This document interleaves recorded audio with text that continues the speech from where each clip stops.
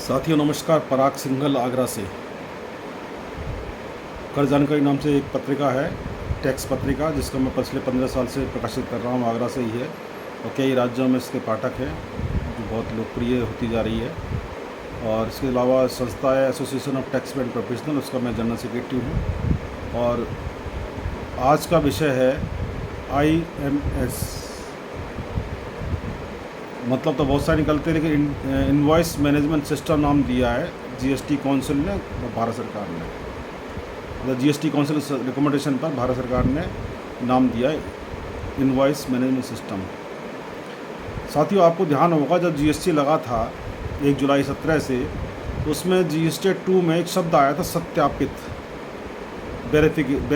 Verification system. उसमें ये था कि GST 1 जो सेक्शन 37 में है, उसमें सप्लायर जो है, सेलर जो है, सप्लायर जो एक्ट में दिया है, वो अपने आउटवर्ड बिल जो सेल इनवॉइस हैं वो उनको GST 1 में अपलोड कर देगा।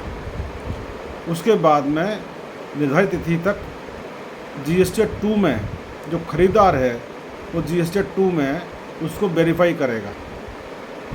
और उसके बाद में 2 और 1 और 2 जब वेरीफाई हो जाएंगे, 1 के जो अपलोडेड इनवॉइसेज हैं 2 में वेरीफाई हो जाएंगे, तो एक्चुअल परचेज एंड सेल वो आकर के GST 3 में ऑटो पॉपुलेट होकर जो उसमें आ जाएंगी फिगर कि टैक्स पेबल है या ITC निकल रही है या क्या एक्चुअल फिगर है।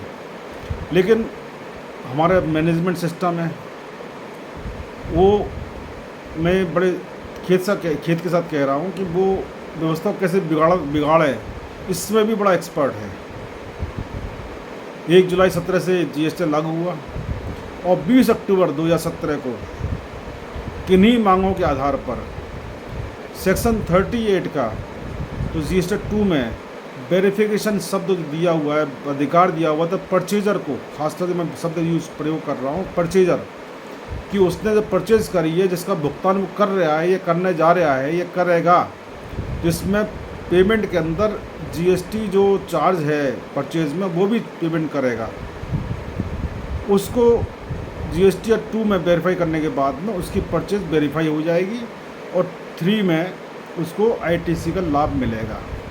लेकिन 20 अक्टूबर 2017 को सरकार द्वारा एक नोटिफिकेशन करके उस सत्यापित जो हो रहा था व्यवस्था GST 2 में, उसको इनएक्टिवेट कर दिया। परिणाम ये आया 17, 18, 18, 19, 19, 20, 20, 21, 21, 22 और 22, 23 में परचेजर को वेरिफिकेशन राइट ख़त्म हो गया और मिसमैच की समस्याएं इतनी ज़्यादा खड़ी हो गई कि जिसका प्रभाव आपने मई के चुनावों के बाद देखा। व्यापारियों में व्यापक असंतोष है। हाँ, उन्होंने एक सहूलत अलग अवश्य दे के मेहरबानी करी कि दिसंबर 20 में GST 2 के अंदर आपने परचेज जो करी है उसके आपको बिल दिखाई पड़ने लगे, जिससे आप बिल मिलान कर लो, मिलान कर सकते हो, एडिशन, डिलीशन या एक्सेप्ट जो है, मतलब जो भी है आपका अधिकार नहीं था, केवल देख लीजिए, आप दर्शन कर लीजिए इन बिलों का। बहुत हल्ला मचा। हमने भी 3 जुलाई 2024 को डेलीगेशन मिलने का GST काउंसिल से अपनी बात रखी। उन्होंने एक्सेप्ट किया, बोले हाँ साहब मिसमैच की प्रॉब्लम है, उसकी समाप्त करने जा रहे हैं। सुबह हमारी 3 जुलाई की सुबह को हमने विधि न्याय मंत्री हैं अर्जुन राम मेघवाल जी से ही बात करी। वो छूटते बोले हाँ हमें मालूम है कि मिसमैच की समस्या बहुत है। अरे भाई, मालूम था तो ये मिसमैच समस्या क्यों खड़ी की गई। खैर, जब जागे तब सवेरा, एक हमारे यहाँ बड़ी कहावत है।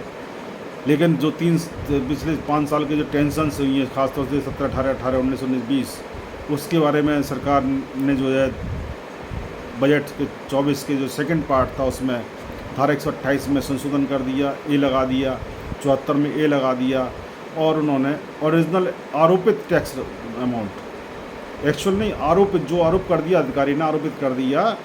चले भले मुझ पर 2000 का टैक्स बनना था, लेकिन 20,000 आरोपित कर दिया, तो उसको आप जमा कर दीजिए और ब्याज पेनल्टी छोड़ दीजिए, आप ये मेहरबानी कर दी। खैर, अब बात करते IMS की। IMS व्यवस्था 14 अक्टूबर को 2024 को जीएसटी कंपनी ने पोर्टल पर GST 3B के नीचे एक टैब इस्टेब्लिश कर दिया, एक्टिवेट कर दिया, जो 15 अक्टूबर की रात्रि 14 और 15 अक्टूबर रात्रि 12 बजे वो एक्टिवेट शो होने लगा। एक्टिवेट नहीं हुआ है अभी, क्योंकि सितंबर के बिल का बेनिफिट IMS में नहीं मिलना था। आज सुबह मैंने चेक किया तो आप जो है अक्टूबर की जो फाइलिंग करेंगे नवंबर में, 11 नवंबर को जो GSTR 1 अपलोड करेंगे, उसमें वो IMS टैब एक्टिवेट हो जाएगा। और मैंने देखा उसमें रिजेक्शन का R, एक्सेप्टेंस का A उसमें दिया हुआ है, आप उसको वेरीफाई कर सकते हैं। लेकिन अब समस्या एक खड़ी हुई है कि भाई जो दिखाई पड़ रहा है उसको एक्सेप्ट रिजेक्ट करना मेरा अधिकार मिल गया, हमारी मांग पूरी हुई। क्यों हम पिछले प्रारंभ से ही मतलब फरवरी 2020 से हम लगे हुए थे, अपने एसोसिएशन का गठन किया और इस डिमांड को लगातार कर रहे थे। तो हमारी डिमांड में 3 पॉइंट थे, वो 3 में से 2 एक्सेप्ट हो गए। लेकिन प्रश्न ये उठता है कि मैंने परचेज किया, उसमें 2 बिल शो नहीं हो रहे हैं, तो मैं इसमें क्या करूं? या तो मैं परचेजर को, जिससे मैंने परचेज खुशामद करूं, पेमेंट मैं कर चुका हूं, ऑनलाइन पेमेंट कर चुका हूं, क्योंकि आज के ज़माने में, आज के जो दौर चल रहा है उसमें कंपनियां एडवांस पेमेंट लेती हैं, और सब कंपनी जो है वो उसने अपलोड नहीं किया तो मैं मुझ पर उसका क्लेम करने का या उसको मैं रिकॉर्ड में लेने का या उसको ITC क्लेम का अधिकार मुझे कहाँ मिला?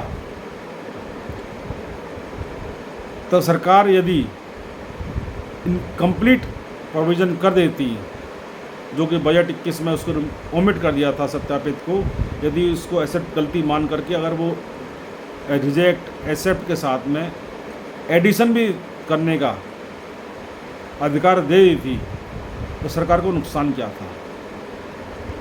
सरकार ने नाम दिया इनवॉइस मैनेजमेंट सिस्टम, लेकिन मेरी नज़रों में इनकम्प्लीट मैनेजमेंट सिस्टम है वो।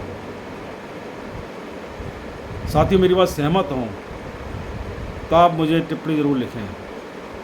मैं विशेषकर व्यापारी वर्ग से अनुरोध करूंगा, तो व्यापारी वर्ग प्रोफेशनल से अपलोड कराता है, सारे DST की फॉर्मेलिटी पूरी कराता है। यदि आप मेरी बात सहमत हैं कि IMS के अंदर एडिशन का भी व्यवस्था होनी चाहिए, तो मुझे इस बात समर्थन चाहिए, जिससे मैं आगे उसमें काम कर सकूं। इसमें आपको बेनिफिट तो मिलेगा एक्सेप्ट का और रिजेक्ट का, लेकिन एडिशन का बेनिफिट नहीं है। तो ये साथियों, मैं आपके सामने रख रहा हूँ प्रश्न ये, और समर्थन चाहता हूँ।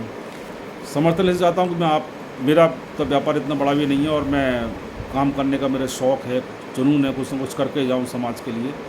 तो मेरा जुनून है, तो मैं उसके आधार पे काम कर रहा हूँ। ये अपनी डिमांड रखता है तो आप लोगों की। तो साथियों, मैं आपसे अनुरोध करूँगा पुनः कि यदि मेरे पास सहमत हैं तो आप वो समर्थन दें, और मेरे व्हाट्सअप नंबर 9410664214 पे है, उस पर आप सब अपना संदेश लिख सकते हैं। ये वीडियो के नीचे जो कमेंट्स आता है उसमें आप लिख सकते हैं, मैं स्वागत करूँगा। धन्यवाद। जय भारत, जय हिंद।